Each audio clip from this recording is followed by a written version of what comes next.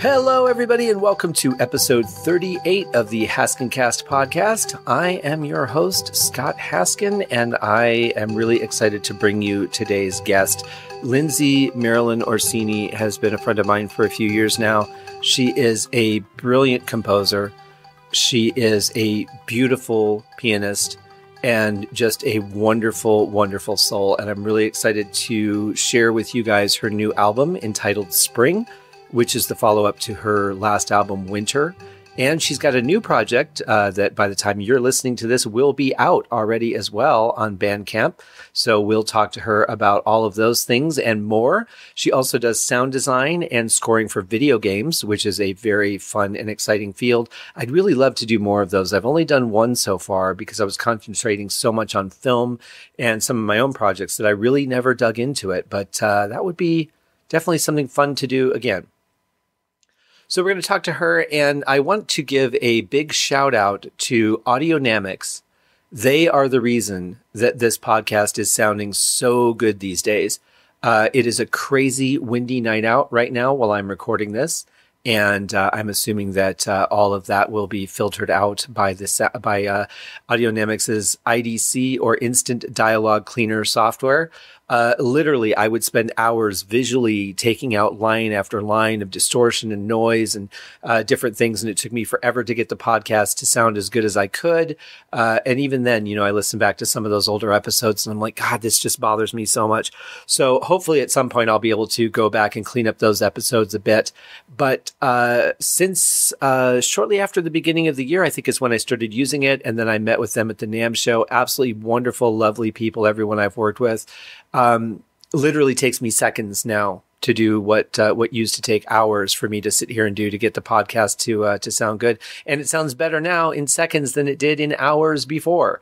So their software is amazing. They also do some stuff where you can split out different tracks. You can split the vocals out and the guitars and drums from songs. I haven't worked with that software yet. It's not something I would have a reason to immediately, but down the road, who knows? And they're just wonderful people. They were nice enough to actually put one of my quotes about their software up on their website at audionamics.com for the IDC program, as well as they featured this podcast on part of their demonstration for how to use IDC, which I thought was very, very sweet. Wonderful people. Look forward to hopefully doing more with them down the road. And thank you guys for helping me make my podcast sound tons better than it used to. If you're listening to this post the day I find the time to go back and clean up the old episodes, then it won't mean as much to you. But for those of you who have been here since the beginning, you probably know what I'm talking about. And thank you, Audionamics. Not a whole lot going on right now. I've been busy doing some orchestrations for a friend of mine who's submitting songs to artists, and I've just been working on the Addicted album, as well as doing some work with one of my future guests' products that I'll be talking with in a couple weeks, and very excited to bring him on the program as well. Lots of cool things in that, right? But mostly just picking away at different projects that I've had on my plate for a while, hoping to close some of those off, get back to the novel soon, and just keep going. But there's just so many different projects, and I can only work on one at a time. It's nice to be able to have different ones to flip back and forth to. But it's also nice when you can just finish one and everything seems like I'm kind of just pecking away at it and not putting a lot of stuff out right now. So there will be more stuff coming out soon. In the meantime, there's plenty out there already between the Vegas books and my getting into film composition book, as well as the symphony that I put out a month or so ago. And remember to like the Haskincast podcast page on Facebook.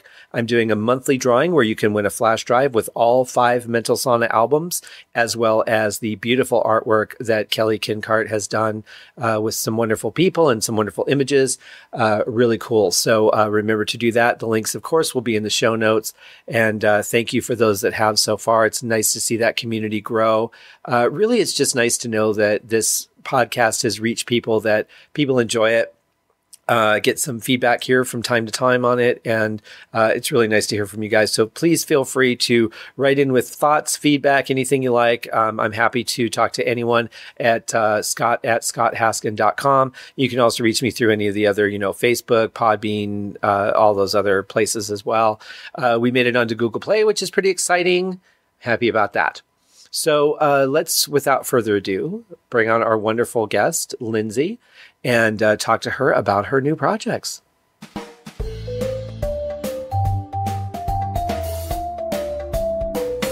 All right, everybody, let's welcome Lindsay to the show. Lindsay, how are you doing today? I'm good. How are you? I'm good, thank you. I'm sorry that I sound a little rusty. It's a little early in the morning for me, and the coffee hasn't quite kicked in yet, but I'm very happy to have you on the show today.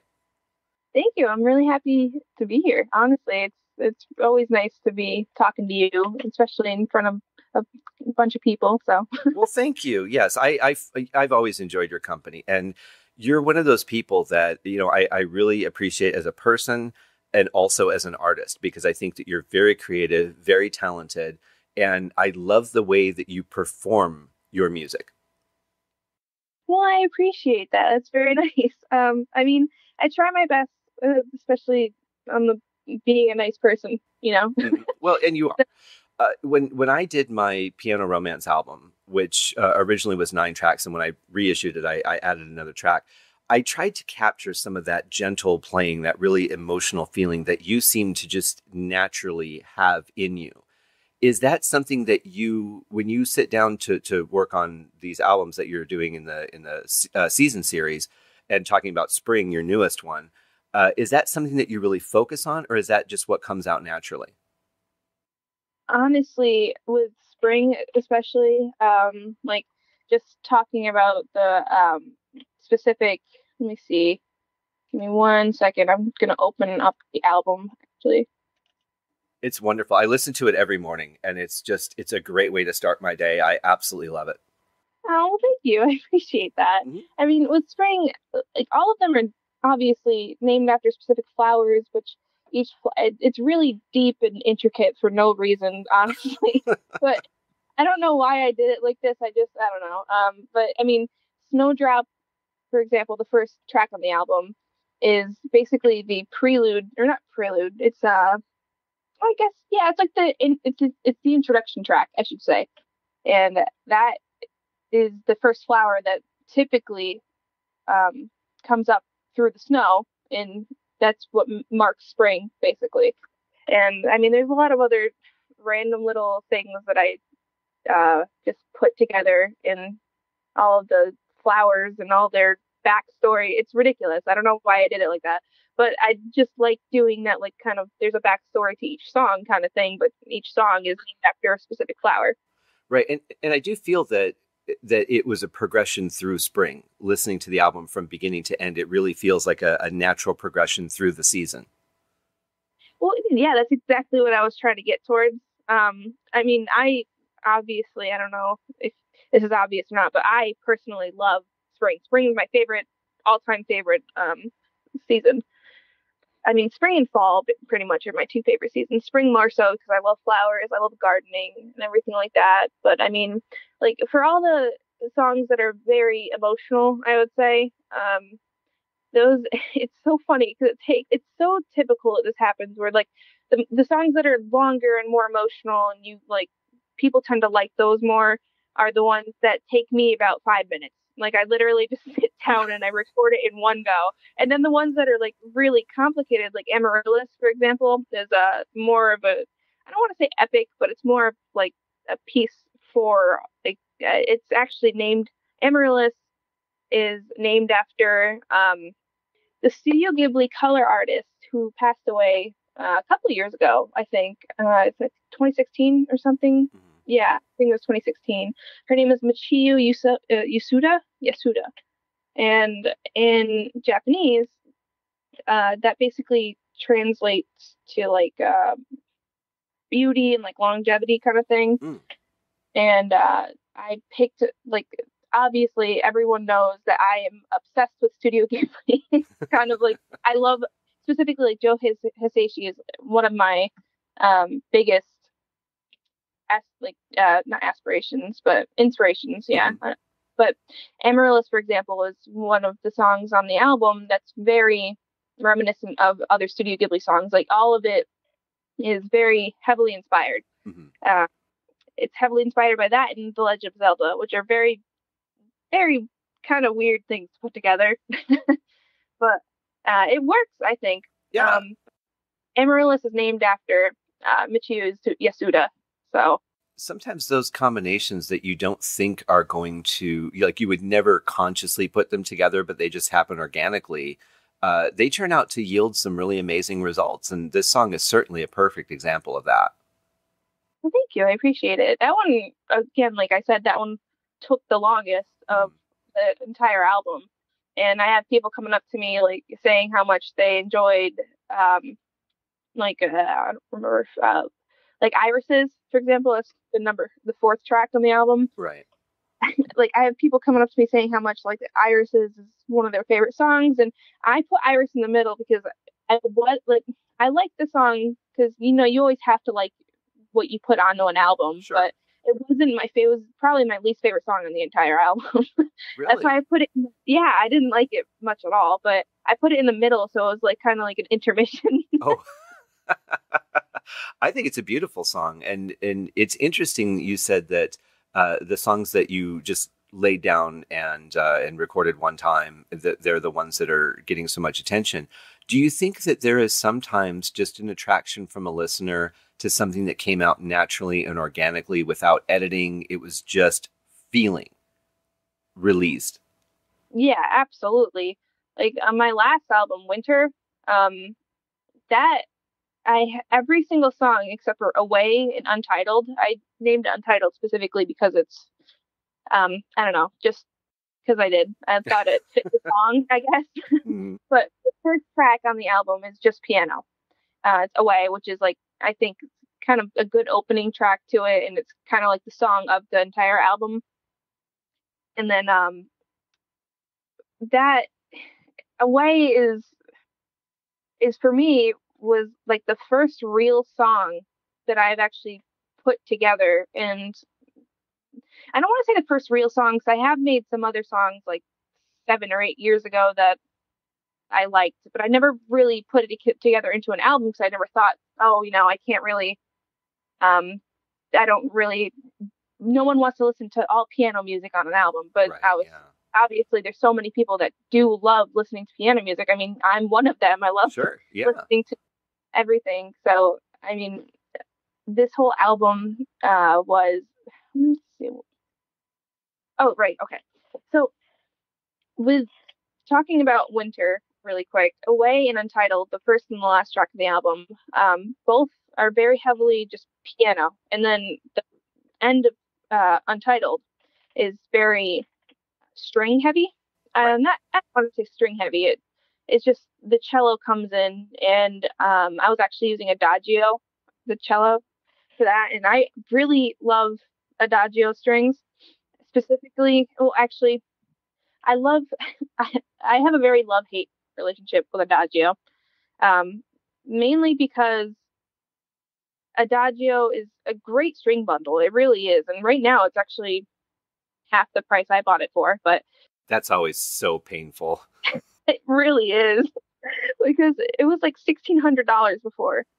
And now I think it's like at like $399 or something like that. Wow, that's painful. It was rough. But I mean, again, that was like 3 years ago that I bought it, so I mean, it makes sense. Sure, yeah. But yeah, with Adagio, it was I bought that during this album, and I had to go back and put in a bunch of the string samples. So I was still like, when you get a sound library and then you kind of like mess around with it and you're excited to play with it, kind of thing. Oh yeah, like a kid on Christmas kind of thing. But I started messing around with it on the other songs because I wanted to replace all the strings, and then I started just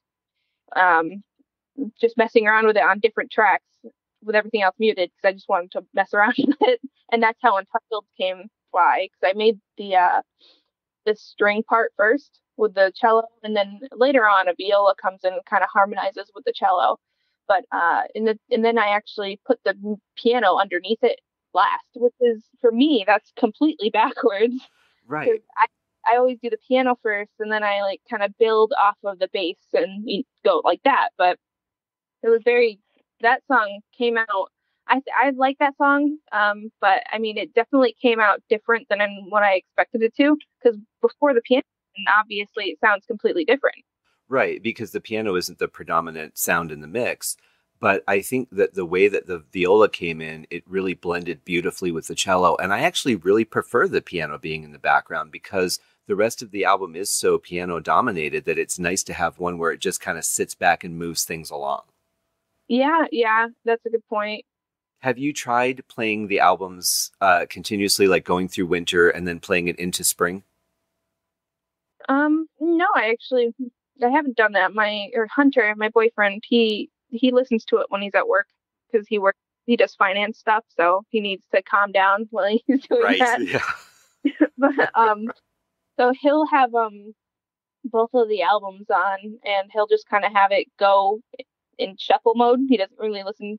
He typically does listen to them as like concept records, Hmm. but he likes to just shuffle them because then he can tell which is what from where, and he likes to just have them bounce around. And he was telling me the other day that he wants me to make them longer Mm. because a lot of them aren't really that long, Right. realistically. Yeah. They're I don't With my music, I don't really like forcing it, I want to say. Yeah. Like when I feel like the song is going to end, I'm going to end it, whether it's at a minute and 15 seconds or, 3.5 minutes, Right. like, and I mean, there's a song I wrote that's on YouTube. It's called the Last Night, I think. Yeah, no, the first night. Yeah, I was close enough. Like that song, the original thing I had for that song, for some reason, it was when I still was using Logic Pro and I was on my Mac, and I mean, this Mac was from 2000, like maybe 2013 or 2012. But I mean, with me using all the contact samples in the Mac, it just basically destroyed the Mac almost. Not destroyed it, but it just did not want, because I needed to get like an SSD and I needed to, get a better processor, etc. Like there's a bunch of stuff that I needed to do to make it work better because it always did the system overdrive or not overdrive, but you know what I'm trying to say. Sure. Just Yeah. that. And I had a song that was actually 7 minutes and 58 seconds or something. Like that was the longest song I've ever written, and it was good and it came out um really nice. But when I, for some reason, whenever I decided, or when I was bouncing it or doing the mix down and everything, it kept like I could hear it in the end mix that it would just, like, the strings would kind of go up and down, like as if the automation was going up and down with Oh. the volume. Hmm. And I was, and then when I went back and listened to it, it wouldn't do that. So something was wrong. And so I ended up having to update the computer, I had to update Logic. And then to do that, I had to update my computer. And then that wiped my entire hard drive when I did that. Oh, No. I lost everything. I lost that song. Oh Um, no. oh my, yeah, it was like a traumatizing. It was Yeah. it was horrible I've because been at the through it. time, yeah, it was terrible. I mean, I remember me telling you about it, Hmm. and you were saying how you've been through that. Yeah. But I mean, at the time, I was working on Burning Bridges, and it was I don't know, we just needed to get some stuff because we were gonna pitch it to the investors and everything like that, and so I needed to have the songs, and of course, the just everything that happened, and that was like a week before I needed to have everything done, so I had to go in and redo almost everything that I just did for that game Hmm. just to have it, because I didn't have anything. I didn't remember, like, I had them all saved on Drive, so I remember what they sound like, but I mean, they all needed to be fixed and edited. They were just mixes, they weren't masters or anything like that. So I I had to go and redo every song by ear just to figure out. Like, I remembered basically what they were, but there are always like little things in the backgrounds you don't remember that you put in Sure. until you look. And I mean, that was a very trying time. Well, and half of the battle is just trying to figure out which sounder or which articulation you use to get that sound. Yeah, exactly. It was awful, honestly. It was so bad. Yeah, I remember you going through that, and it reminded me of the very first 48-hour film challenge I ever did. And on the end of Saturday evening, I had all the music written, and my hard drive failed on my computer, and I had to God. reinitialize it and start from scratch. And back then, it only took me, I think, 4 hours to reinstall the system because I didn't have a very great setup just yet. And now it takes me like 5 days to reinstall everything that I have. Uh, but I did the same thing. I had fortunately bounced out MP3s that I could go back and listen to. But now everything I do, as soon as I do it, I copy it to a second drive so that if anything happens, I'm just because of those experiences, I'm so paranoid about it that immediately I save something and then I copy that to another drive so that if anything happens to my main drive, I've still got everything I did. Yeah, absolutely. I mean, that's just the first thing I did was buy a terabyte external hard drive Right. Yeah. afterwards. And Yeah. then, I mean, after that, the computer just didn't really want to, the Mac didn't want to do anything with Logic anymore. It wouldn't even play like a simple piano track that, it was bad. So then I had to buy a new computer, and I ended up just building my own. Yeah. Hunter helped me build it because he's built his own and like a couple of friends of his. But Mhm. so it was fun to build it, that's for sure. And he made it so it was specifically like for music production. So I have like I think just too much RAM. I don't need that much RAM. I think I have like 16 gigabytes of RAM, Mhm. which is perfect. It's not too much, but it's like a good amount for everything to work. But I mean, with everything, and then the whole thing it started happening again on this computer, and I thought it was just user error. Like I didn't understand. I'm not like illiterate with computers. Right. Yeah. And then all of a sudden it started black screening and then going to like this Windows needs to restart, ran into a problem, something about like power state driver failure. Mm. And I was just like, what is like, do I have a faulty power or something like that? Mhm. And then ended up needing to reinstall Windows because something happened with Windows. Coincidentally, this happened right after Windows forced an update. So Yeah. oh my God, I was like not traumatized, but I was just so worried that I have to do that again. But then I remembered, I was like, oh wait, I have everything saved to an external backup. But it is traumatizing because this is what we do, and we depend so heavily on these tools to be able to do it. That when you're going through this, and especially if you have a project you're working on, like this game, and you have a hmm deadline, and people are depending on you to complete your part on time, it is very traumatizing. Yeah, it really is, and I wish I could, tell people my experiences with it more because I thought I honestly like 3 hours afterwards, for 3 hours after the entire computer the first time.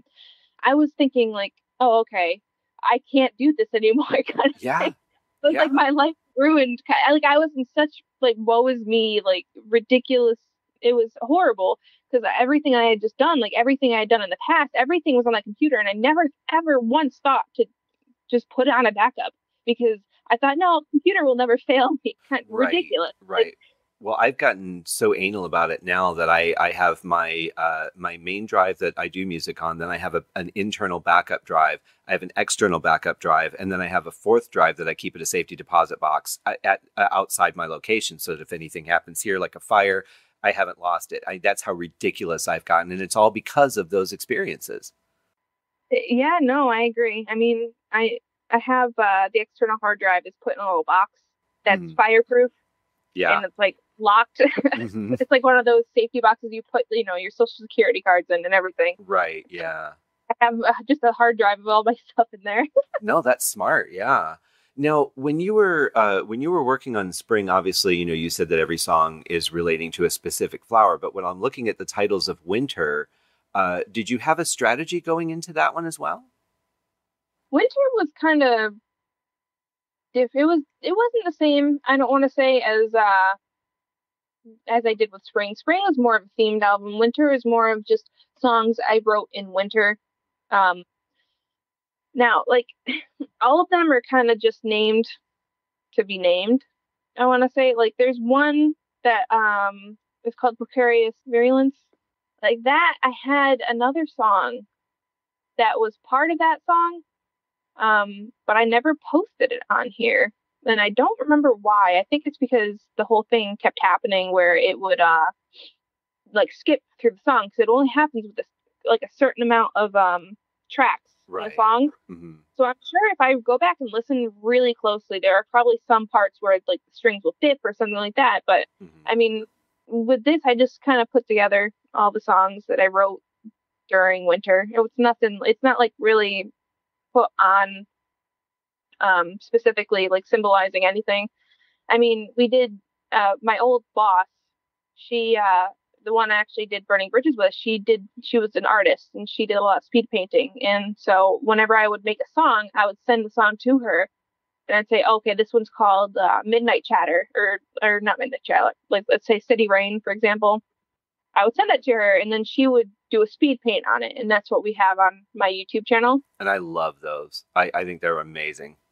Yeah, I do. I love the speed paints, but I mean, now they're more busy, so Mm-hmm. we can't really do the speed paints as much anymore. And but I do actually want to say that I am working on a new game, but I can't say much about it. But I mean, I can kind of explain a little bit. Okay. I don't want to see. I hate bringing this up, but I'm really excited about it It's a because fine line in our business because especially if you have to sign an NDA or which for those who aren't familiar, that's a non-disclosure agreement. Very often we are presented with a project, but they don't want that information released to the public. So we have to say, if we're going to tell you about it, you have to agree not to tell anybody else or we'll sue the hell out of you. I've signed NDAs that could cost me millions if I ever talked about what I know. So it's pretty common in the business. And even if you don't sign an NDA, there's still that, yeah, I respect what you're doing and I want you to respect me and I want to stay in good graces with everybody. So yes, I'm not going to talk about your project.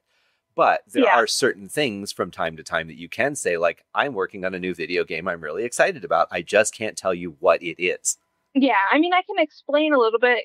I'm pretty much helping write the story. It's with my friend. His name is Ulrich. He's from Norway, and he wanted to. He posted on this group, and then I was just like, oh, blah blah blah. Like it's really good. It just you need a music sound for it. The most typical thing that I feel like every single musician does on here, and Facebook specifically, is like find the groups and then say, hey, do you need music and sound? And then someone saying, no, we don't, or just ignoring you, kind of thing. That's Right. basically my life. Yeah. But I mean, but Ulrich, he responded because we all know how big of a game Dark Souls is for me. It's very I love Dark Souls. I love the franchise. I love the music by Yuka Kitamura. She's an amazing musician. Um, I a lot of my songs also are dark. I have a very opposite side to spring. Let's say spring's very like light and happy Hmm. most of the time, and then you go to my other stuff like on my website. I have a song that I did with my friend Alex Rowe, and it's a see we call it remixes, but it's not really a remix because we don't use anything from the actual song. Hmm. It's just really heavily inspired, and we just call them remixes, so copyright and everything like that, so no one we don't want to deal with it. Right. When I hear the word remix, the first thing that comes into my mind is putting like, In the Air Tonight by Phil Collins to a techno beat. Exactly. Yeah. It's more of a reorchestration. There you Um, go. yeah. And so my friend Alex and I did this with a song from Dark Souls 3. It's just one of the bosses in the game is Yorm the Giant. And we reorchestrated that theme into, well, I wanted to do a waltz because I love waltzes. And you were saying earlier, it reminded me about the Hans Zimmer doing a waltz for that movie. For Gladiator, yeah. Yeah, Gladiator. And that reminded me of this because everyone was like, "Oh, why are you doing a waltz? Like that's not really an epic. You're fighting a giant. Like that doesn't make sense." But like, there's a lot of backstory to it. I'm not going to go really into the backstory because it's just a long story. Well, but if you think about it in actual musical terms, battles are in the way that they're filmed a lot of times, they are like a dance. And Yeah, That's a good point. It's just not as pretty as watching, say, somebody ballroom dance or do something like that. But the battle sequences are typically formed very specifically and choreographed. And I think it kind of makes sense. I hadn't thought about it when I saw Gladiator. And even after I found out that those were based on waltzes, it didn't really dawn on me until more recently that actually does make a lot of sense. Yeah, I mean, if you think about it, it definitely does.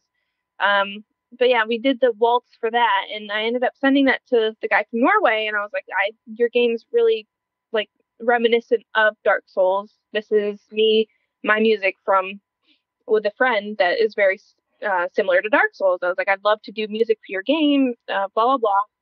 And he almost like within a day, and I don't know, I think they're 6 hours ahead Norway for me specifically. So I mean, within like the same day, I don't know if it was like 1 or 2 in the morning there, but he responded saying how much he loved the music. He's like, it's so great, it's perfect for the game, and Nice. would you like to do it? And for me, that was like, oh my God, someone actually responded. Right. If you're just getting somebody to respond is a big deal. Even if they're telling you no, it's like, I'm happy somebody actually cared that I wrote. Right? Exactly. Like there's so many people nowadays that don't even give the time of day for some reason. That just like, yeah, I don't like if you have a composer, it was like, I'm sorry, I didn't like, and let's say if they're doing their own music for the game, I just, I don't know, you could say like, oh no, we already have a composer, that's fine. I'll be like, oh, okay, sorry, I didn't know. right. But then there's always some other people who are just like seen with a check mark, like they just ignore you. Yeah, I almost wish that they would just, like, when they post it, they would list all the positions and just check mark what they don't need so that you wouldn't waste your time and their time reaching out. But sometimes they might say, I really like your stuff. I've already got somebody for this project, but I'll consider you for my next project. So sometimes, even if they don't need somebody, making that contact can lead to some other work down the road. Exactly. I mean, a lot of the people who have responded to me, I also have, like, I still talk, like, not daily, but I mean, I still talk to them and say, hey, how's the game going, etc. Right. And some of them have asked me to do other music for games that are coming up after their own games. So I always, you always want to, keep in contact with people like that, because let's say if they forget and they say, oh, I need music, who is that person? Da, da, da, like, I forget the name kind of thing, Well, and building those relationships is the key to any kind of success in this business, and really any business. But also, the composer can drop out. Something might happen to them where they might not be able to finish that project. And those game creators, directors, anybody that would hire you needs somebody as a backup, just in case. Yeah, absolutely. Exactly. And I've had that too, where the composer could not write certain pieces that they wanted for the film, and they'll bring in somebody else to do additional music. Mm-hmm. So you never know. But yeah, that's the thing. Keeping up on those relationships is key. Absolutely. I agree. And the other thing people don't consider a lot too is even though they may not need you, they might have a friend that is just putting a project together and looking for somebody. Yeah, exactly. I've had a lot of instances where that happens as well. Yeah. So is this new game, can you give us like the setting of it? Is it space? Is it Earth? Is it fantasy? Oh, it's fancy. It's very fantasy.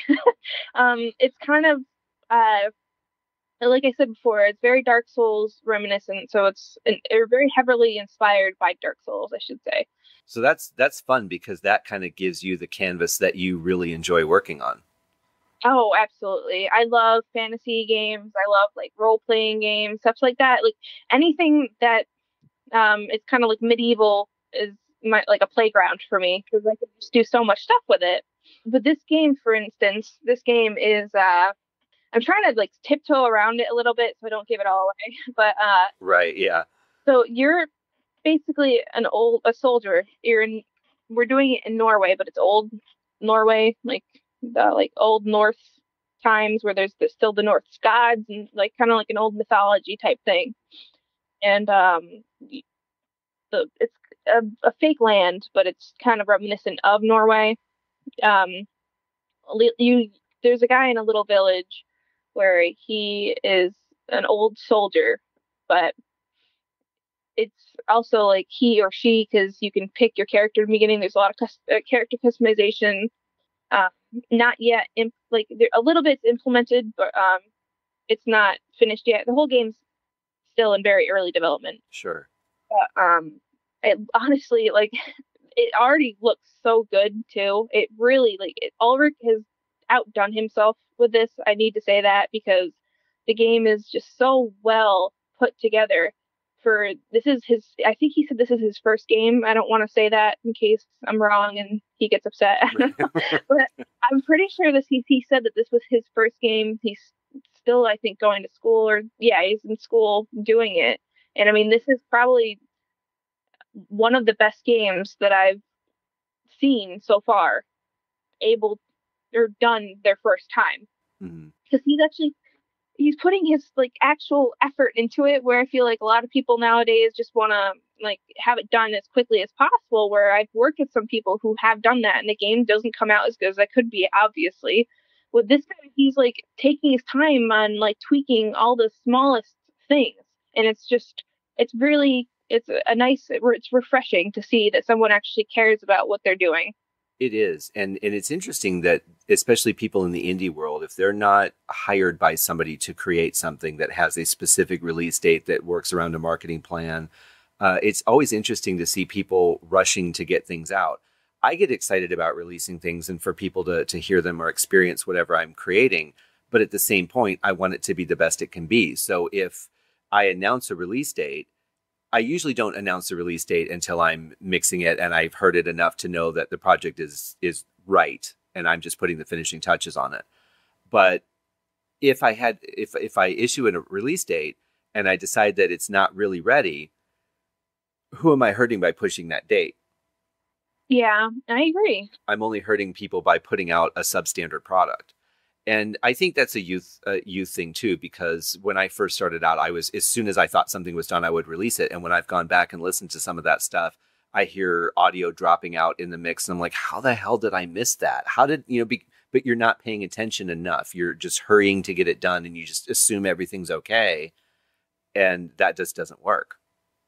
Yeah, exactly. I mean, that's a game that I worked on a little bit ago. I'm not going to say what game because I don't want to call anyone out, obviously. Right. But I mean, definitely could have been better. It was very rushed, especially at the end. It was just, the game had potential, but then was almost completely ruined because of just people not wanting to do it anymore. Right. Which, I mean, I get that. You've been working on this game. You don't want to work on this game. You want to work on something better. But for an indie developer, you need to finish what you started. You can't just keep jumping around to games. I do that with music all the time, but I try not to, because like I realize if I keep jumping around, like I'm making a song and then I find a different melody that I want to go with, and I'm just like, oh, okay, I want to do this instead of that one. I won't finish that other song and I'll go to the other one. But I mean, I always force myself to go back and finish that other song, or else I'll just never finish it, which I want to. Like, it's one of the things where it's like more of a self thing where you need to finish it, or else you're never going to finish anything, kind of thing. That's very true. And my hard drive has a nice growing folder of unfinished music because of that very reason. I'm working on something, I come up with an idea I like better. So I go, okay, I'm just going to put this in the box and I'm going to start with this new thing and just go with it. And maybe one day if I'm ever inspired, I'll go back and finish that. But there's probably 150 pieces of music like that. But, you had mentioned that Hunter was hoping that you would make some of your songs longer, especially in the season series. But when a song is done, it's done. And unless you're an artist, a lot of times you don't get that. But instead of making songs longer than you feel they should be, you could always just write more music. Exactly. I mean, with Spring, it was I don't want to say difficult, because before Spring I was just working on Burning Bridges, and then I was kind of going through a lot of medical things going on. I had a lot of medical stuff going on. Right. The last 2 years now, basically. It's hopefully kind of clearing up now, but I hope so. Yeah, I know. But it's been a long road, and I really haven't been able to make music for myself, and that's what Spring is really. It's kind of me just composing, kind of getting my emotions out and kind of getting excited for spring. And so I wrote it all. But when I write it and I hear that it's starting to end, I'm not gonna like force it to continue going, because then I feel like it can either get kind of repetitive, or like it Right. just, I don't want to. I don't want people to get bored with it. I want people to listen to it and be like, "Oh, that was a really nice song. Let me listen to it again," kind of thing. Right, exactly, because you can always hit repeat. Exactly, yeah. And I mean, Hunter, when he said that, he mainly meant he wanted to listen to more, because it's a lot of my songs aren't that long, and the albums put together are like maybe an hour. And it goes by fast. It really does. I mean, the first time I Yeah, heard it, it felt like maybe 20 minutes. And I'm I like, think it is around 20 minutes. yeah. And I'm like, it's over, you know, I've got 8 songs Yeah, and it's over. And so immediately I just played it again.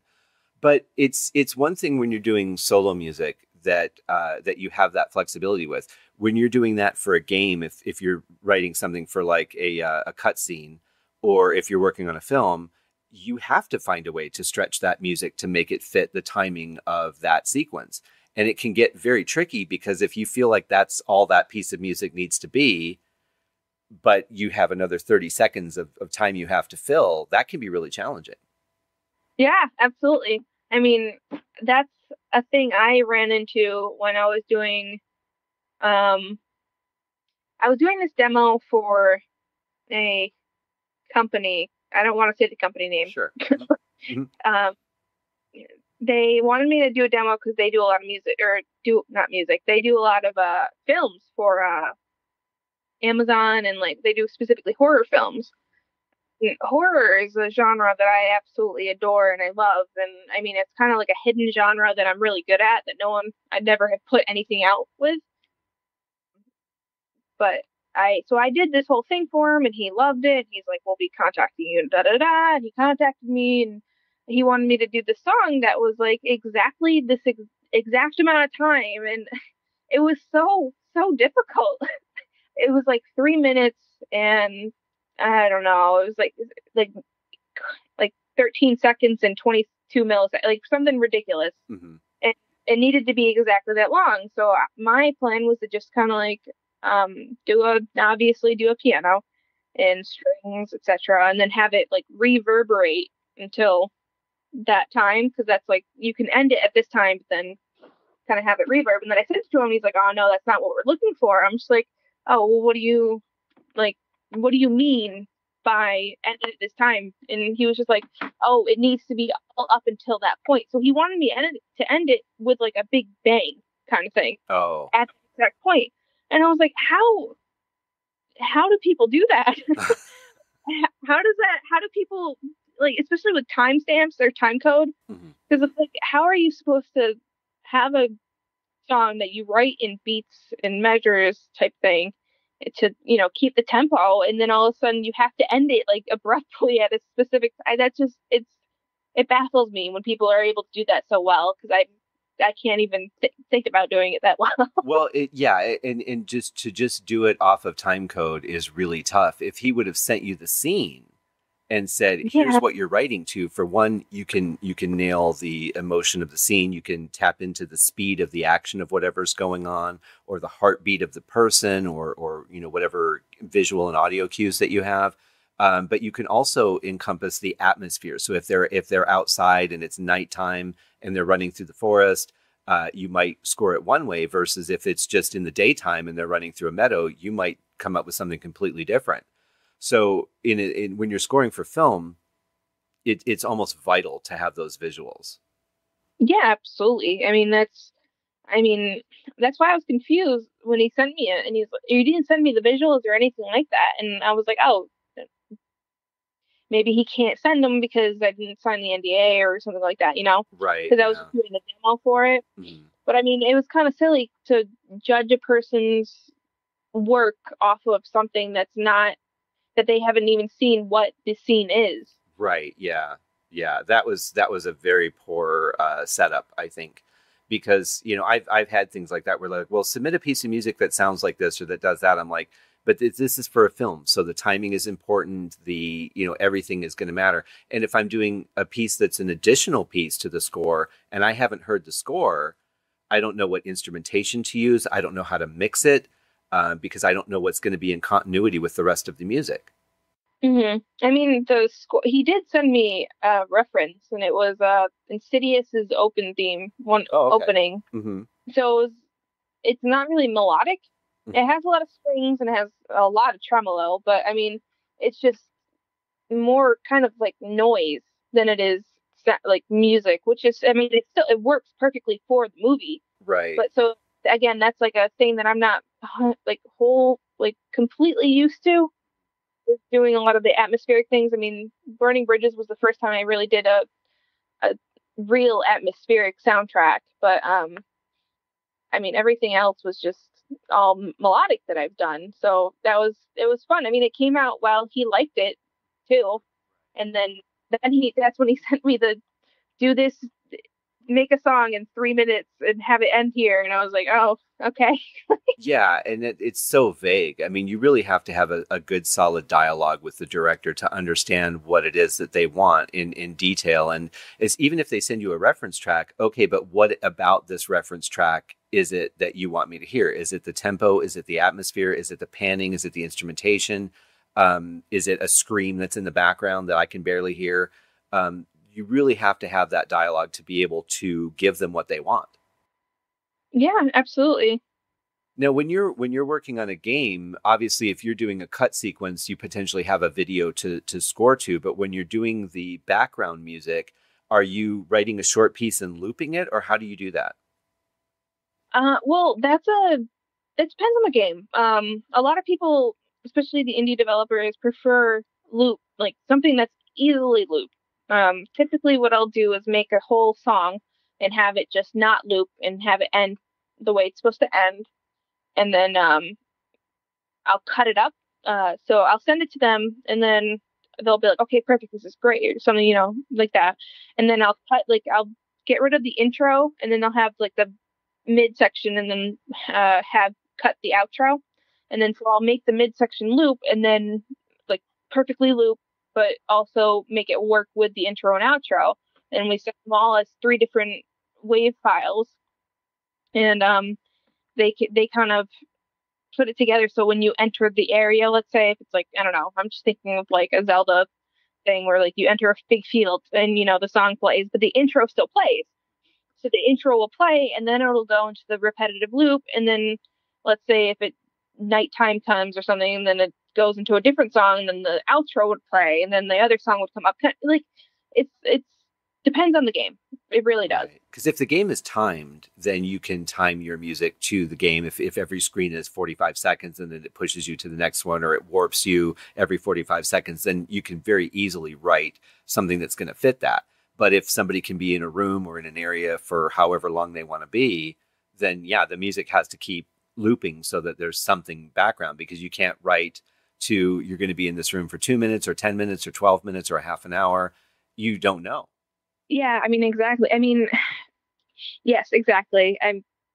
I know Bear McCreary. He's a friend of mine. He does the stuff for God of War. He did like Battlestar Galactica and a couple things, but specifically God of War, he told me that it's an entire soundtrack.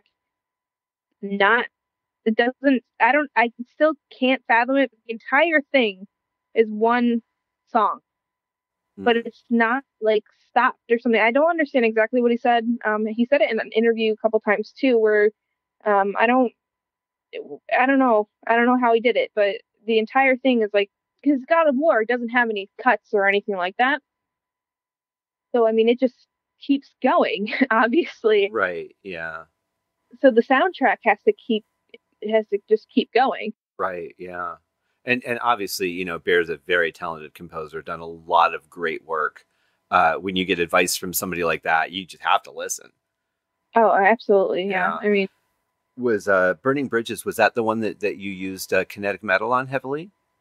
yeah, Burning Bridges was all not all kinetic metal, but Right. every song has something of kinetic metal in it. Yeah. I did the same thing with my first Haunted Holidays album because it really felt, I really found some good tones that I could use kind of that were Christmassy. And it's a real easy instrument to manipulate and change the sound and come up with something that's really original within the samples that they give you. It's actually one of my favorite programs. I'm really hoping they follow it up with a second one. Yeah, absolutely. I mean, I love the Haunted Holidays and everything like that. I remember Thank I was you. listening to it. I used to listen to it while I was in Texas, and I would go pick up my boyfriend from when he was at college still. Hmm. And I used to listen to it in the car, and he'd always not make fun of me, but be like, "Why are you listening to scary like holiday in the car?"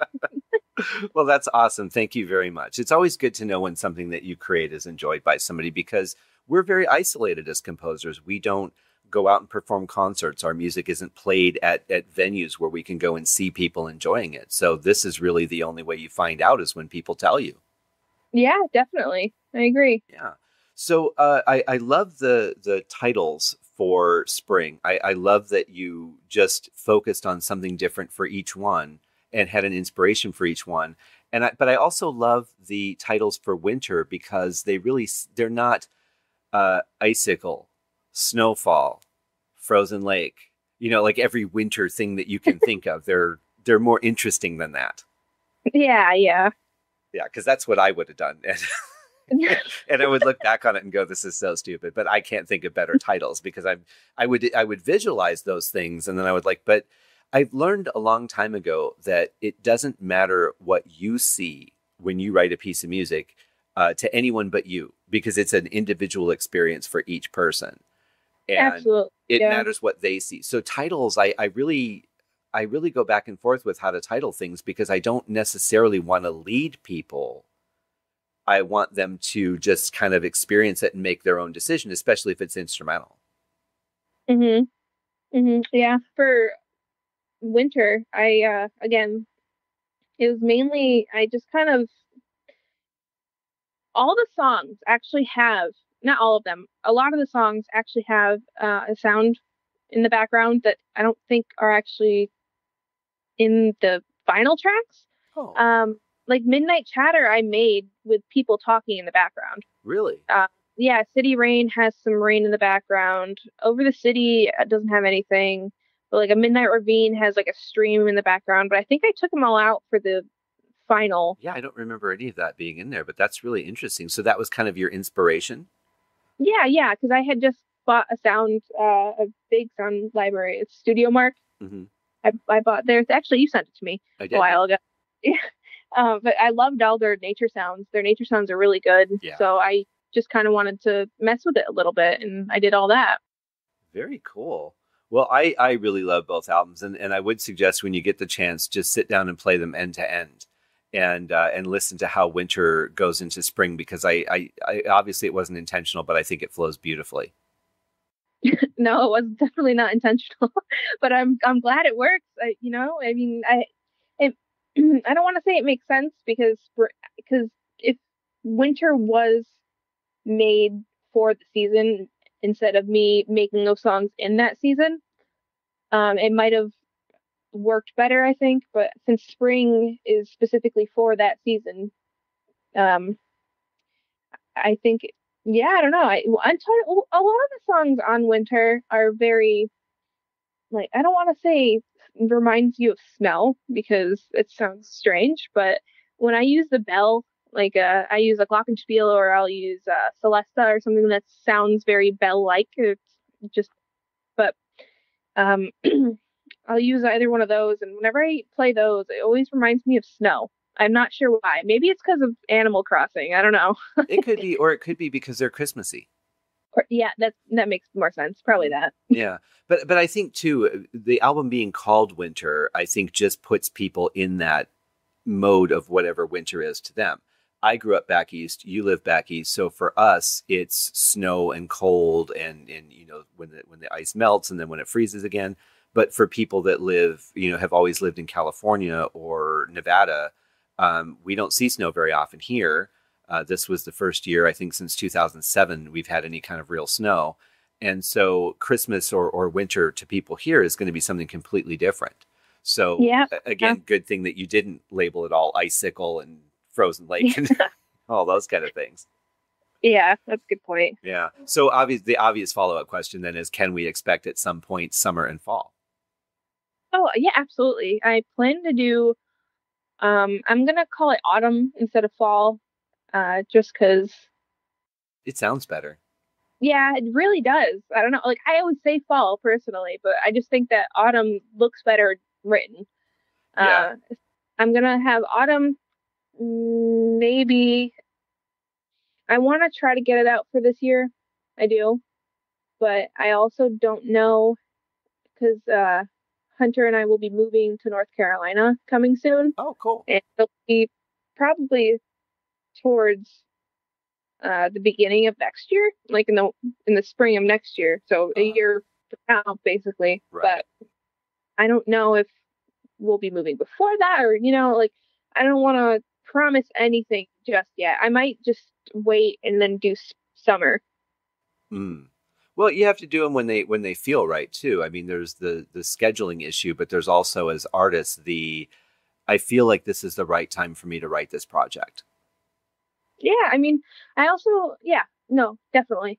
I might, I mean, who knows? I might write it next, like in June. I might start writing summer. Right. Yeah. Well, and then the other factor obviously is contracts, because if you're working on it, the game that you're going to work on gets developed faster than they anticipated. Well, now they Yeah, need your music. So that becomes the priority over a personal release.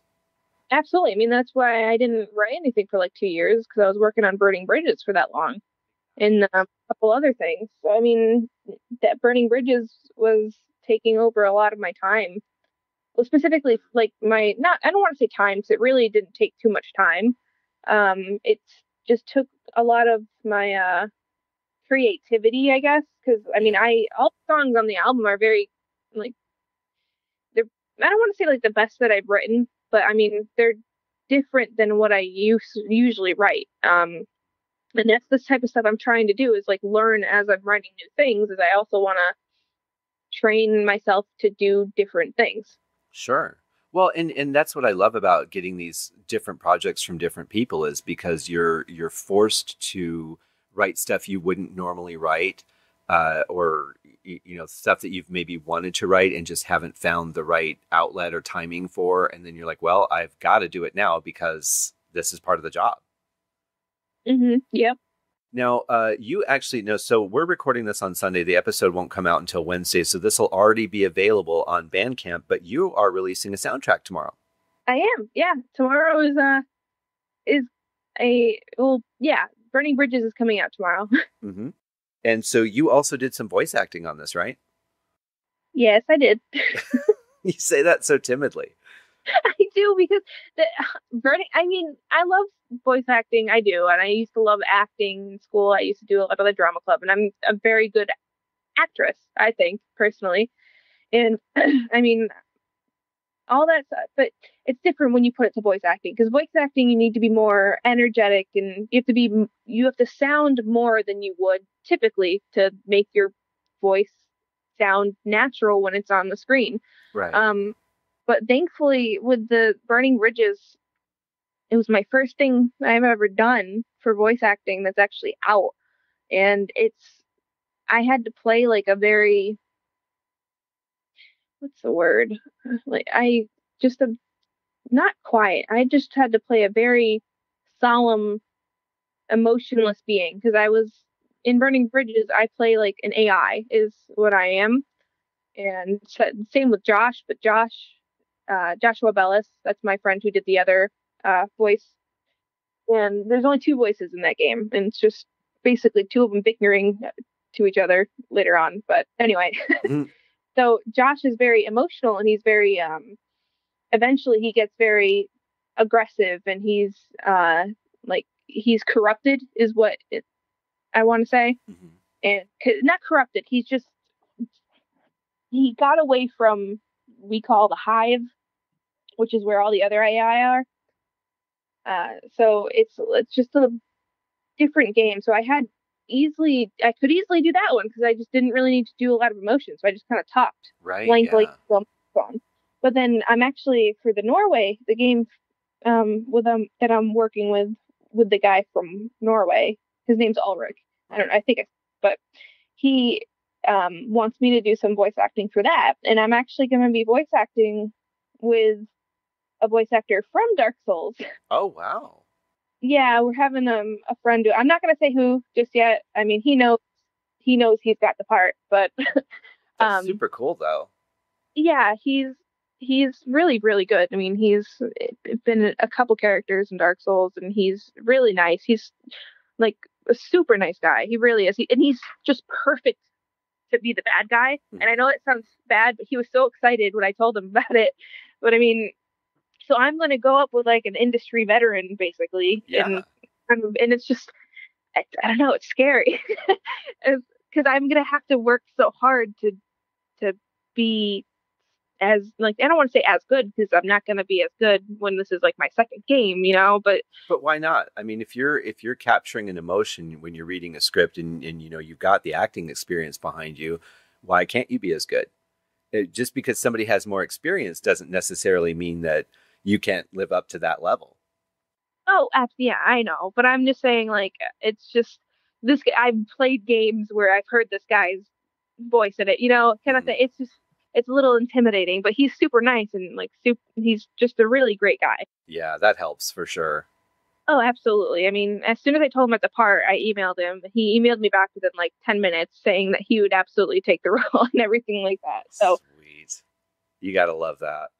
yeah, absolutely. I just love the enthusiasm. The Mhm. enthusiasm makes everything. But yeah, he's a really great guy. He's done a lot. I mean, he was in movies. Apparently, I didn't know that before, but Oh. yeah, he was in Saving Private Ryan. Oh, wow. Yeah, I don't know. I don't think this was a while ago. I was on his IMDb, Mhm. and I saw that, and I was like, wait, what? And I was like, when was this kind of thing? But uh, anyway, yeah, he's gonna be in it. It's right now. Those are me and him are the only two voice actors. I mean, I'm gonna definitely get more, but Mhm. But that's a good start. yeah, exactly. I mean, I really wanted him in it because he's also going to be the narrator of it. Okay. Um, and he just has a perfect voice for narration.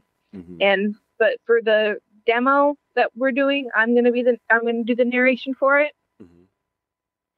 So, it's just going to be the game is going to be interesting. It's kind of like where there's going to be supernatural force or not supernatural, I guess. I don't want to say supernatural because it's not like whenever I think supernatural, I think of like spooky ghosts kind of thing, but Right. it's not. Yeah. But it's no, it's just a inhuman force, I should say, like a godly force that's going to do something to the world and make everything just go terribly for a while. Well, that sounds like fun. Yeah. Does. I love too how, music has been a part of video games for a long time. I mean, even going back to the Atari 2600, they started doing soundtracks that were very limited, but they had some sort of music to them a lot. But nowadays, it's such a predominant part of the game, and I love that people are really taking it seriously as developers and not just saying, "Yeah, we need some music or we need some sounds or whatever. We'll get that done," and just kind of pushing it off to the side of it's not really important. It's actually an important part of the gameplay experience now. It's incredibly important, and that's what bugs me a lot of the time. Is like I don't know why, but well, actually I know why. 'Cause I'm a composer, and everyone who's a composer also can understand where there's always indie developers that ask these questions, and they ask questions on how to get free music online that sounds good for their game, and Yeah. it just makes me so mad. Hmm. And like I know that like money is always an issue, but I know so many people that are great musicians and that shouldn't be selling themselves for nothing, Yeah. basically, and that would easily be like, oh, I would love to get my name onto a game. Let me give you my music, Hmm. you know? Yeah, and it's insulting to say that to a musician. Where can I get something like you do, but for free from someone else? I mean, that's just about. I want to often respond with, "Can you tell me where I can get a game like the one you're developing, but it doesn't cost me anything?" Yeah, exactly. And I mean, I don't want to say this, but I know mobile games, for example, a lot of mobile games have like really good soundtracks, like Mhm. Infinity Blade, for example. They're like I used to play that a while ago, but it's like not it's very different to be a mobile game because it's not like your typical Candy Crush or some type of little puzzle thing like that. It's an actual like game where you have a sword and you're going through like trying to avenge your father. It's ridiculous. Yeah. It's a really cool game. But I mean, that game has a really, really good soundtrack, really well done sounds. But at the same time, you think about it, it's like, oh wow, this game's really good with the music and everything, but I never play it with the music on, you know? Oh, That's like the issue with that's the issue with mobile games is because I always have my phone on silent. right. Yeah. So I mean, I don't want to have it on, and I don't really play mobile games anymore anyway. But I mean, that's the issue. I feel like a lot of mobile games that, especially the developers, like they know that everyone's just gonna have their sounds off anyway. But I'd like to have the option. Well, that's a really good point because especially if you're doing it right and you're hiring a composer to do a soundtrack for your game and you know that 90 or 95% of the people have their phone on silent, what are you paying for? You're not paying for something that's really going to enhance the game except to the 5 or 10% of the people that are actually going to listen to it however many times before they put their phone on mute. So you're right, I'd never considered that before, but that really is something to think about. I mean, yeah, exactly. But then there's some people who are trying to make like games that look like AAA games with stock sounds, and it doesn't work. Right. Yeah. And there's nothing I hate more than watching a film or seeing, a documentary or something, and I hear some loop that I've heard before. And it's just so I obvious that that's all they've used is something that they downloaded from a stock sound site or a stock music site. What gets me is that as a developer of something creative, obviously you appreciate the creative arts. And I understand budgets, but at the same point, how can you want to release something that you've dialed part of it in yeah. and everything else you've worked so hard on, you've perfected the graphics, you've perfected the motion, you've worked out all the bugs, you've created the story, and then you just throw some music in there. And that's a hard thing. Like you said, as a composer, that's a hard thing for me to understand. Yeah, I mean, because for us, that's like for me specifically, like I just started playing Sekiro, The Shadows Die Twice, that game, and from the creators of from the creators of Dark Souls, of course, it's FromSoft, and that soundtrack is amazing. And I don't even know, my boyfriend will play, like he's been playing Red Dead 2, um, which he plays on the TV, and then I'll play Shadows Die Twice on the computer. And there was one time where I didn't have any sound, and I'm trying to play it, but I couldn't play it. Like I physically could not play it. I was like, "There's Oh, no wow. music, there's no sound." I was Yeah. like, "What is the point?" It's kind an of thing. empty experience. Yeah. It really was because you can't hear if someone's near you or anything like that, and you can't like the voice acting. Like I have it in Japanese still. I didn't change it from Japanese to English, but I Wow. mean, still the music or the voice acting is still like super important. Sure, yeah. There was a game that came out originally on Atari back in the 80s, and I think it was released for a couple other platforms, but it was called Mountain King. And the whole point of it is you're going through, I mean, graphically it's very basic because it was Atari, but you're going through this cavernous system and you're trying to find this little dancing hat so that you can take it into the skull and get the crown that you have to take to the top of the mountain. And It sounds like such an Atari game. it is. And every part of it had to do with the sound. The sound would get louder the closer you were getting to each of those things. Hmm. And so to find the little dancing hat, you're trying to, find it visually, but really what you need is the audio to tell you where in this giant cavernous system to go to find it. And so the audio gets louder the closer that you are. I've always appreciated the games like that. I Mhm. really have. I love games like that. I mean, there's a new game, newer, I shouldn't say new. I don't know how. It might be like a couple years old actually, but I don't remember the name of it either. But it was just about there.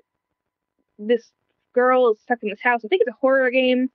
I've never played it, but I need to play it. I would love to play that game. But she's blind, I think, and so the whole screen is black. But if you press a button, she steps and then she can like see with the hearing. So Oh, like everything's wow. white, and like there's a monster or something coming after her, so she can see the monster's footsteps, and each like footstep has like a circle that goes and like reverberates into the entire area, so she can see where she is. Oh, that's brilliant. It was so interesting, and you could tell that whoever created that had to have been a sound designer because Right. because Yeah. because it's just so in depth, and it's just a perfect idea because you're kind of like in the eyes of someone who's blind, and that's what they can see with is their ear or hearing, Right.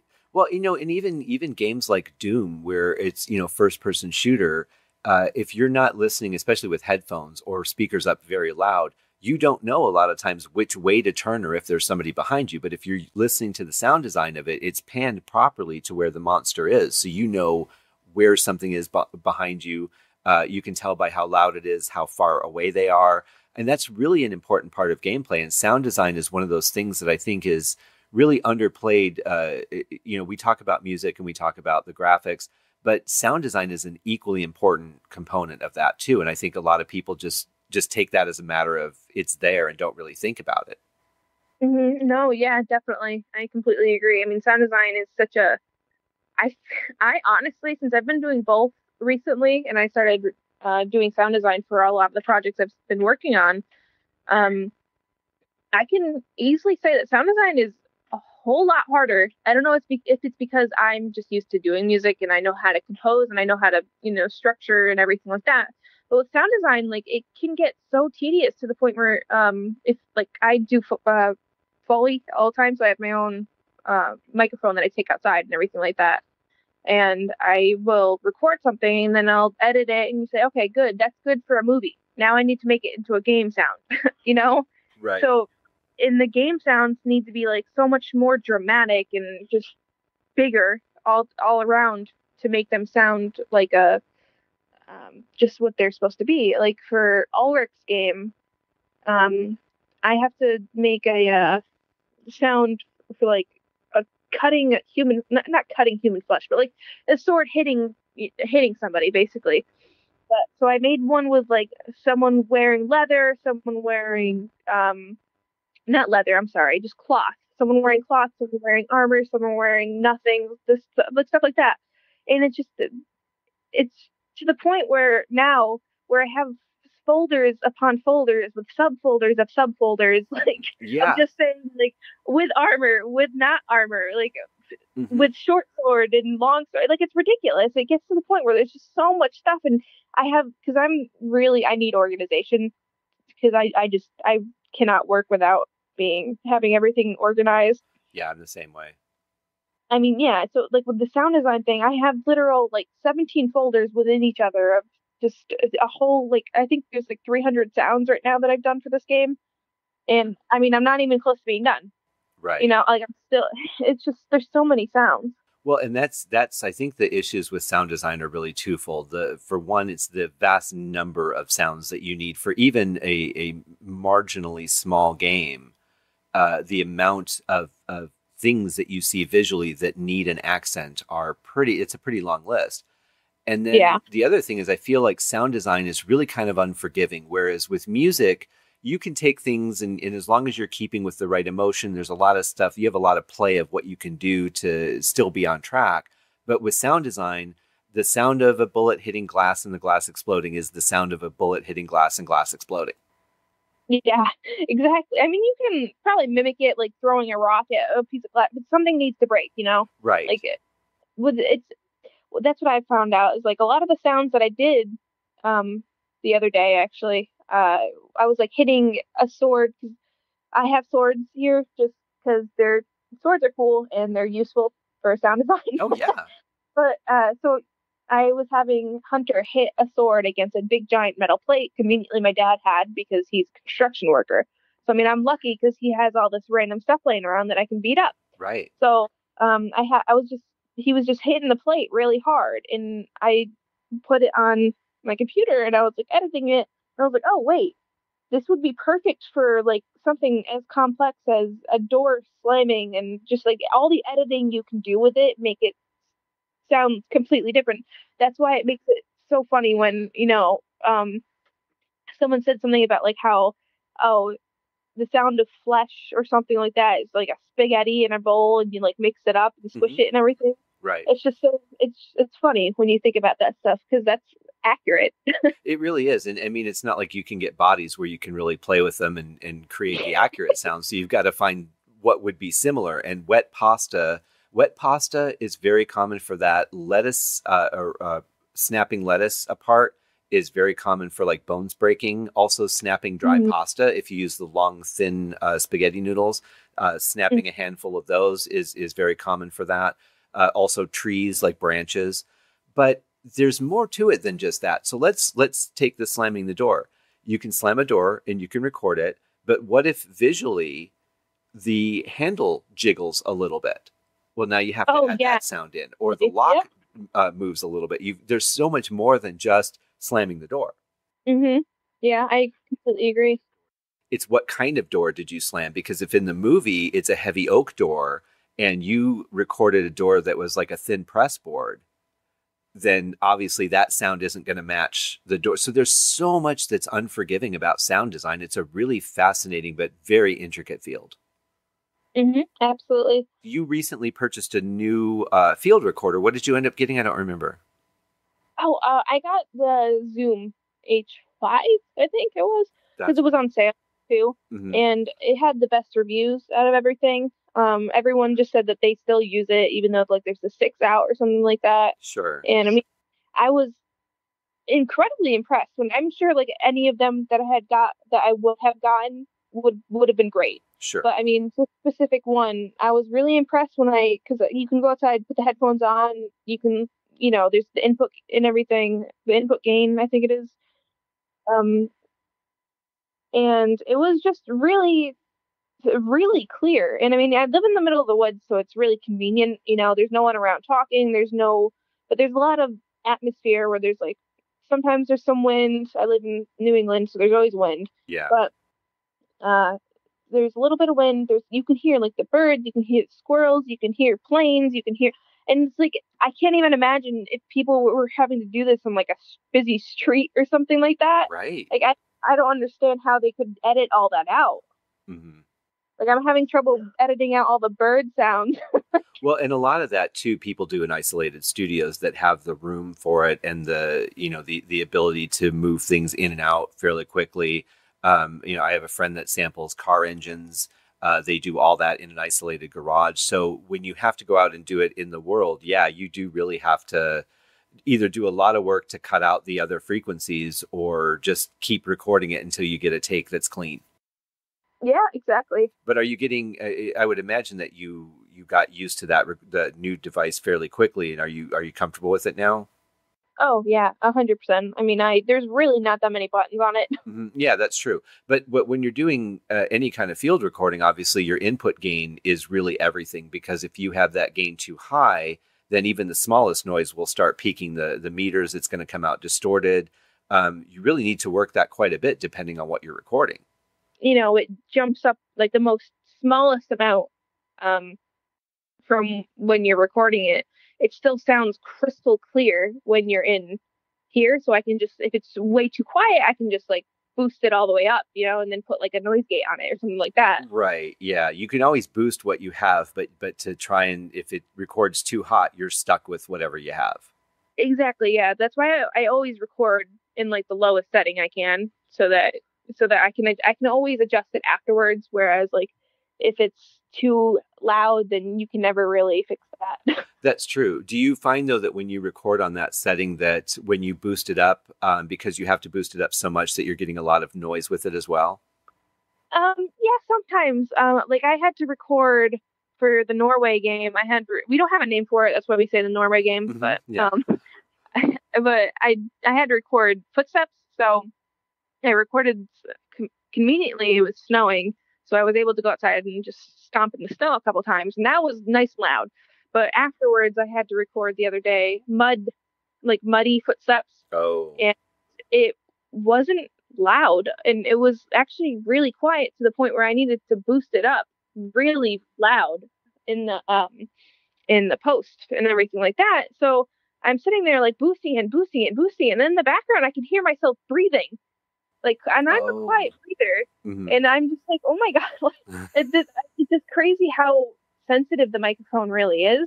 But I Right. mean, I was able to just do a noise gate on it and kind of just get rid of the breathing altogether. But I mean, Hmm. it was just crazy. I didn't expect the mud footsteps to be as quiet as they were. Right. I mean, I expected the snow to be loud and then the grassy footsteps to be like, crunching and everything like that. So it makes sense. But then like the Yeah. muddy ones, you walk in mud, you can hear it. And it was crazy. Yeah, it's sort of a squelchy kind of sound that, especially if it's really wet. Hmm. I wonder in a case like that, I would have to play with it, but I wonder if it's almost worth having a shotgun mic that you can put on a boom arm to kind of just capture like really close to where your arms can't reach. Because if you're walking, you can't have your arms down at your feet. Oh, I did. I was like slouched over. Really? I was slouched over just walking like a gremlin basically. But I mean, yeah. And that's probably why. I mean, I could have bought a shotgun mic, but I didn't want to spend all that money because this Sure. was already around like 300, and then the microphone I think separately was around the same. So Oh, okay, yeah. Oh, so you're not using the mic that's on it. You're using a separate external mic? no, no, no, I'm using the microphone that's on it, but I'm saying like the shotgun mic separately Oh, right. was as the entire thing. Yeah. Gotcha.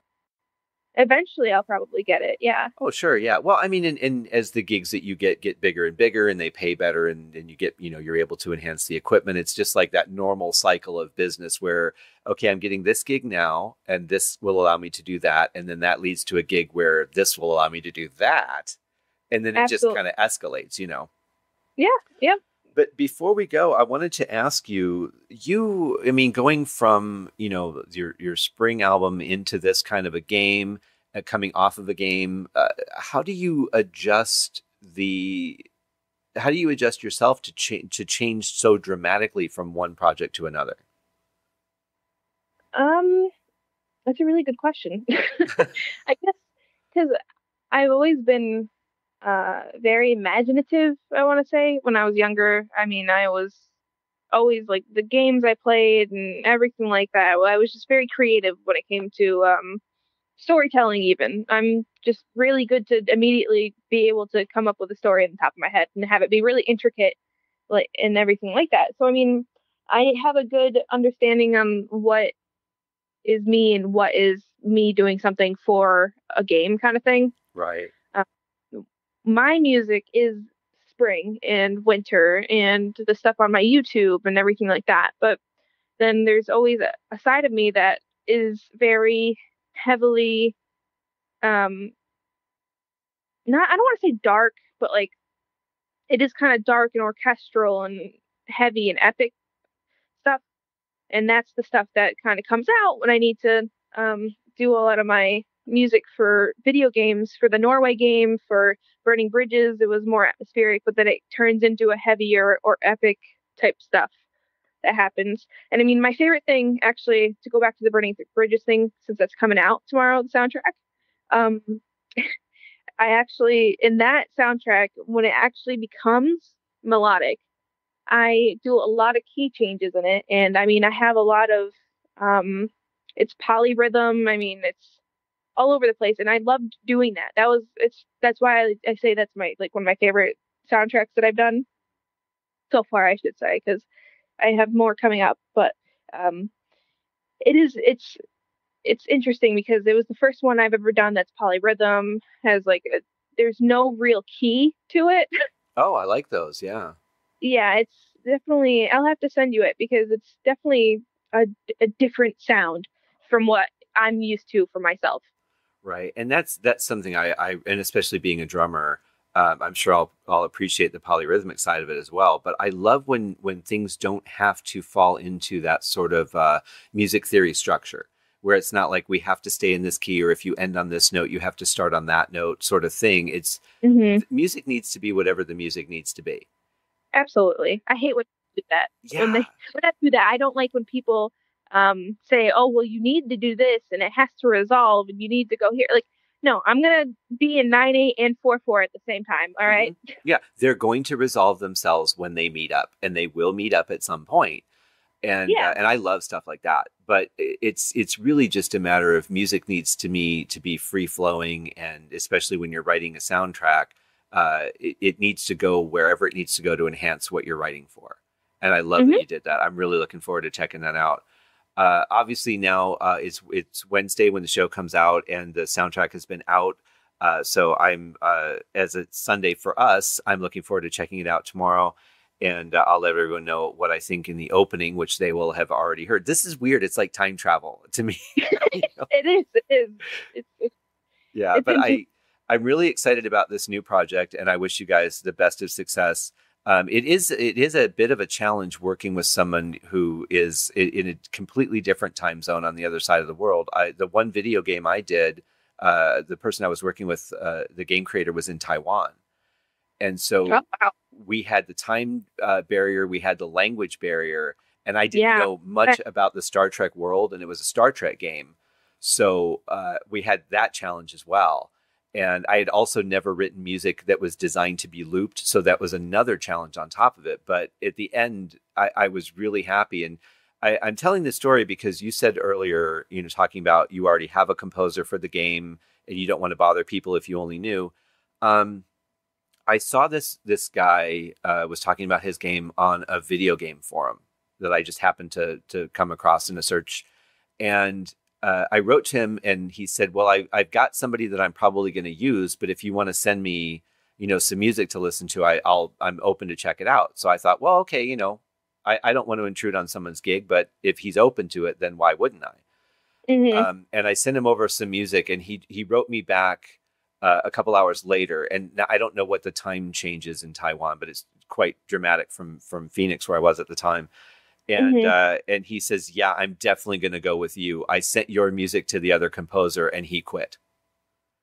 Oh, And I wow. thought, That's kind of sad. well, Oh. yeah. I mean, I felt really bad at first, and then he says he attached the guy's music, and Oh. it was created like with a toy keyboard. It Oh, just whether it was better composition wise, I don't know, but the sound quality was vastly different. And I think after you've heard somebody use real orchestra samples versus somebody using a toy keyboard, yeah. you're kind of going to go, well, I'll find a way to make this work with this other guy, because Hmm. now that I've heard that and I know I can have that in my game, that's what I want. Yeah, exactly. I mean, the same thing goes from when, like, I don't know, maybe almost 3 years now, that Alex Rowe and I did the Yorm remix or reorchestration, I should say. I didn't really have anything. I didn't have any sound samples or anything like that, but he he does the same thing I do now, at least. He would actually listen to it and listen to the not the quality, but what what is actually there, like the melodic part of it, the rhythm, everything. And he'd listen to that and he's like, "Wow, I really love your work." He's like, "You may not have the best samples." He's like, "But you still have really good quality. Right. It's just not like, you know, professional quality as because at the time I didn't have the money to buy, the $8,000 worth of equipment." Sure. Yeah.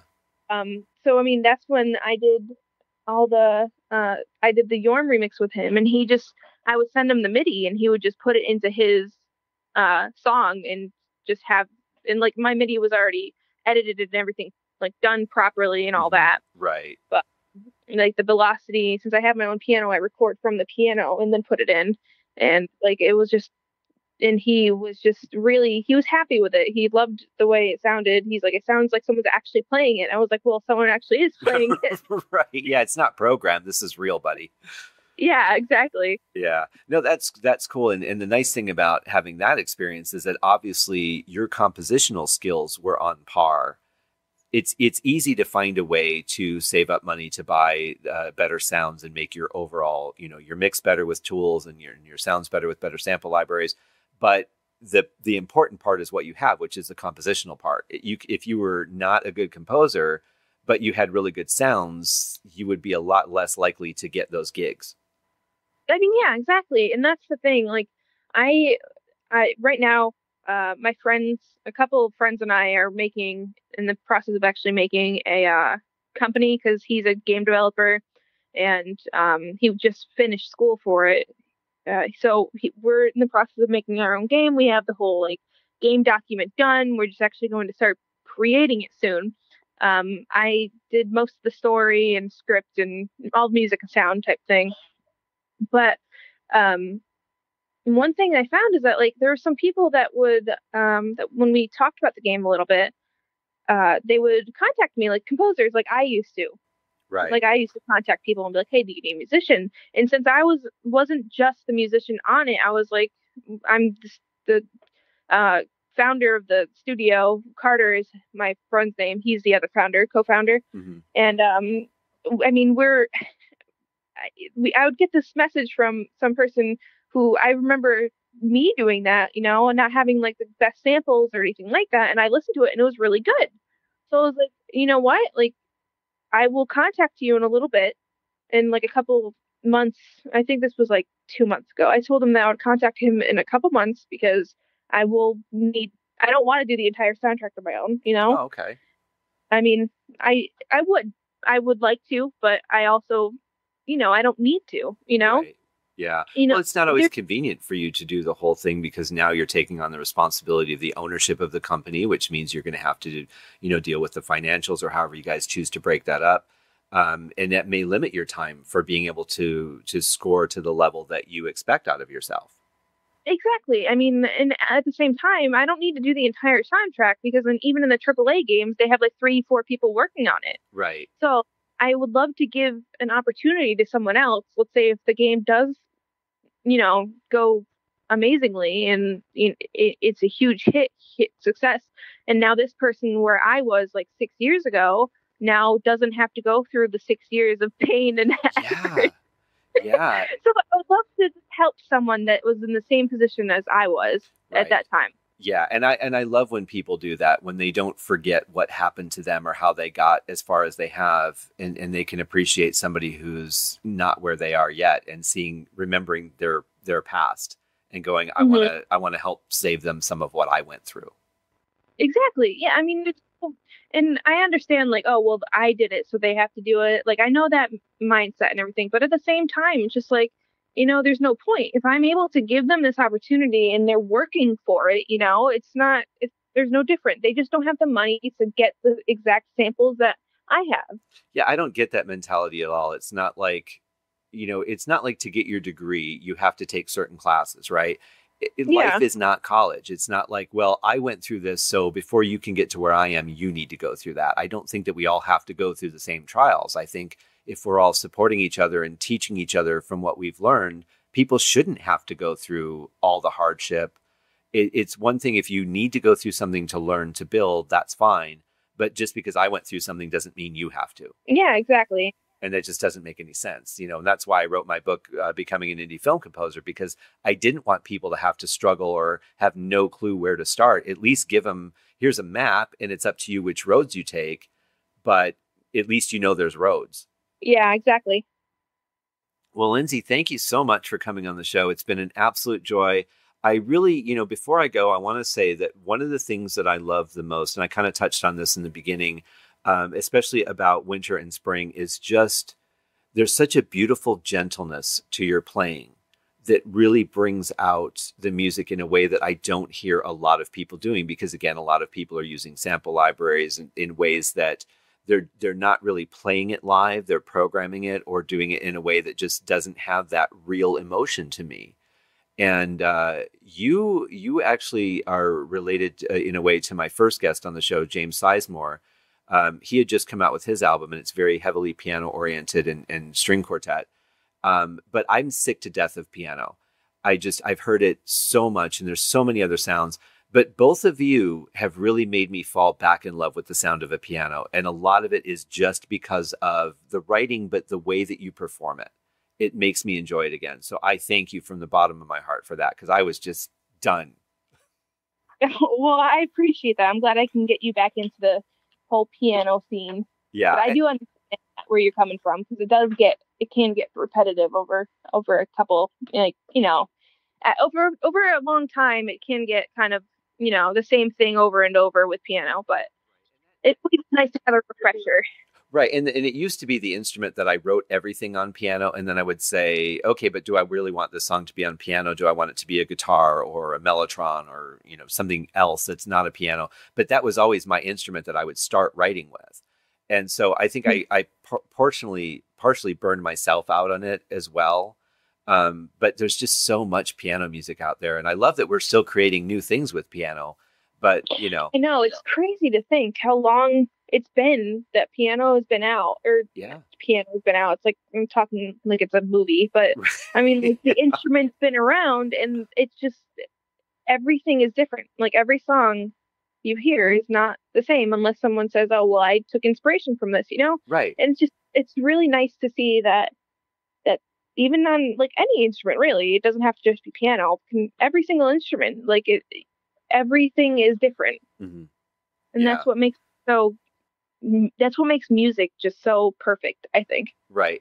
But it's not like guitar where, there's a ton of music written for guitar, but every song is different because of the tones, because of the effects they use. Even just true. Distorted guitar alone, there's so many different levels and types and feels of distortion that even something that's a similar melody can sound unique. Whereas piano, it's piano, and that's it. Yeah, definitely. Yeah. So thank you for that. And obviously, everybody, I'm going to highly suggest that you check out both winter and spring. Obviously, we're in spring right now, so it's the best time to listen to it. And then obviously the new soundtrack that's coming out, or that's already out when you're hearing this podcast. Lindsay, thank you so much for coming on the show. It is always just a pure joy to talk to you. I'm really excited about your projects, and I just can't wait to see what you do next. Thank you so much, Scott. It was really nice to have you on, or to have me on here. Sorry. Well, thank you. It was really nice to have you. I can't even speak right now. Okay. I think I know what you mean, though. No, yeah. Thank you so much for having me on here. You bet. Take care and come visit us again. Thank you. I will. Excellent. Take care. Bye-bye. Bye.